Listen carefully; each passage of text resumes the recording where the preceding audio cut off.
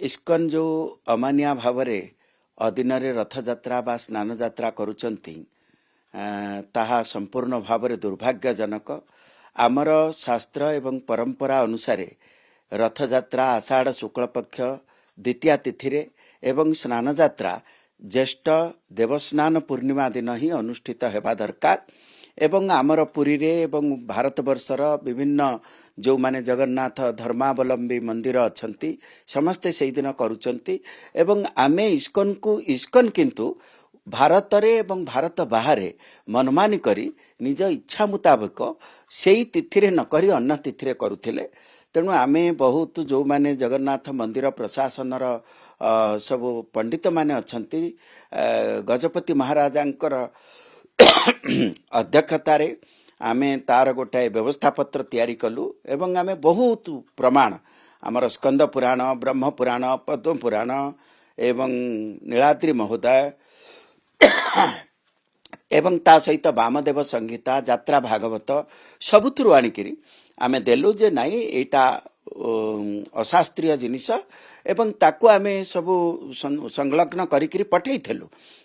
पठेइथलु माने जे होउची इस्कन रो हेडक्वार्टर रहिची मायापुर कलिकतार एवं तार कंट्रोलिंग बॉडी होउची जीबीसी गवर्निंग बॉडी काउंसिल। तांको तळे पचरेलु से माने विचार करिकिरी से माने देइथिले जे नाइ ठीक अछि आमे भारत रे जेती जगह रे रथ यात्रा स्नान यात्रा अधीन रे होउची ताको बंद कलु किंतु भारत बाहर विभिन्न कारण जोको आमे सेटा करि पारु नाहु। किंतु आमे कहलु भारत भितर हो बा भारत बाहर हो ए कथा तांको जतबळे वर्तमान आमे कहि आछिचु तांको रिकन्सिडर करबा पई गजपति महाराज आउ थरे गोटे चिट्ठी देइथिले। तांको चिट्ठी पाइबार ठीक 8-10 दिन परे किंतु तापरे आमे देखिचु जे से माने बारंबार जतबळे बाहर कले सेतबळे आमर जो माने जगन्नाथ भक्त बाहर अछंती ओडिया हुंतु भारतीय हुंतु तांकर गोटे भावना रे आघात घटिला एवं से माने तार गोटे शांतिपूर्ण प्रतिवाद करिले। तेणु सेही परिप्रेक्षी रे आमे पुणी भाबिलु जे गणमाध्यम माध्यम रे जे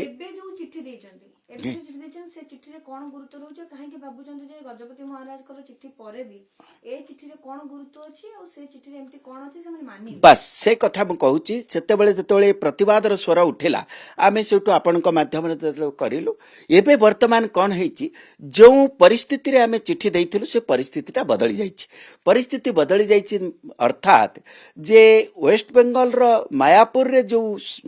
जीबीसी अछि ता ऊपर किछि प्रभाव जो सरकार रथिला से सरकार बदली जाइछी परिवर्तित। तृतीय रे ओडिशा रे मध्य इतिमध्ये धाम शब्द परिवर्तन करिबा पई निजे सरकार गोटे अनुकूल पदक्षेप नैकिरी से चिट्ठी देइथले। तेणु आमे मध्य भाबिचु आज जो चिट्ठी दउचु से चिट्ठी रे आमे आउरी अधिक प्रमाण देइचु। अधिक प्रमाण माने आमे देइचु मुक्ति मंडपर जो व्यवस्था पत्र जो होउची मुक्ति मंडप जगन्नाथ संस्कृति परंपरा रे से होउची शेष शब्द जे ता ऊपरे आउ के कारण शंकराचार्यंकर होउचंती सितरे सभापति शंकराचार्य निजे निश्चलानंद सरस्वती सी मध्य तांकर विवृत्ति देइचंती जे या हेबा उचित नुहे। तेणु एथर शंकराचार्यंकर विवृत्ति को आमे जोड़ीचु मुक्ति मंडपर विवृत्ति की जोड़ीचु एवं आमे 4 पीठर अन्य 3 पीठर 4 पीठ कांची पीठ को मिसेई से शंकराचार्यंकर जो ओपिनियन मत देइचंती जे जगन्नाथ संस्कृति को विकृत करा न जाऊ एवं ता सहित जगन्नाथ होचंती सर्वधर्म समन्वयर प्रतीक। माध्व संप्रदाय हुंतु रामानुज संप्रदाय हुंतु वल्लभ संप्रदाय हुंतु निर्माक संप्रदाय हुंतु चैतन्य संप्रदाय समस्ते जगन्नाथंकर संस्कृति परंपरा एवं जानी यात्रा को ठीक समय रे हबा पई मानिचंती। तेणु आमे माध्व संप्रदाय 9 जन आचार्यंकर आज गजपतिंकर चिट्ठी रे संलग्नक भाव रे अनेक्चर भाव रे जाउची एवं रामानुजाचार्यंकर जो माने वर्तमान मुख्य पीठ से चेना जियर स्वामी जे स्टैच्यू ऑफ इक्वालिटी हैदराबाद रे करिचंती तांको मत 4 पृष्ठार जाईची से मध्य बारंबार तागिद करी लिखि दैचंती जे जदी इस्कन एभली मनमानी करे ताले विश्वर बहुत क्षति हो जिवो एवं इस्कन संस्थार मध्य क्षति हबो एवं ता सहित माध्वाचार्यंकर जो 8टी मठ एवं मंत्रालयर मठ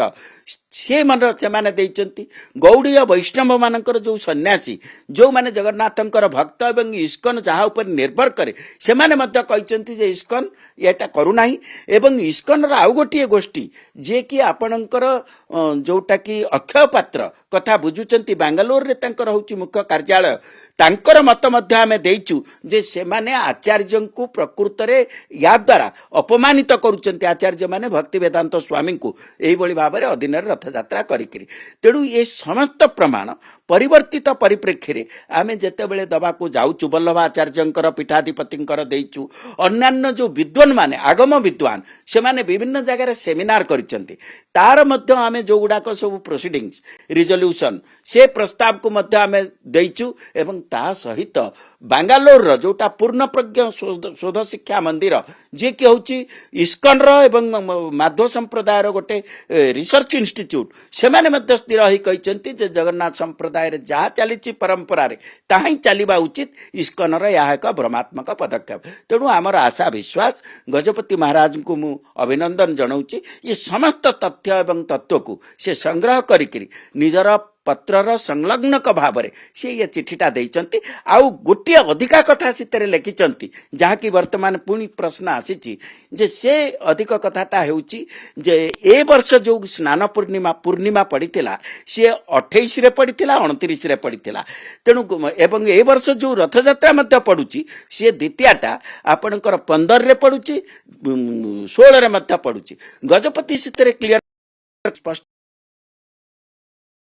जे जो दिन को सूर्यंकर उदय काल प्राप्त हब तामाने द्वितीय दिन से दिन ही केवल स्नान यात्रा बा रथ यात्रा हो पार तेणु आम 28-29 रे रथ यात्रा कलु कारण से दिन को सूर्योदय द्वितीय रे प्राप्त होता एवं रथ ये द्वितीय नुहे पूर्णमी रे एवं रथ यात्रा मध्य 28 रे ये 15 रे न होई से 16 रे हब कारण 16 तारिख दिन को सूर्य उदय काल को प्राप्त होची।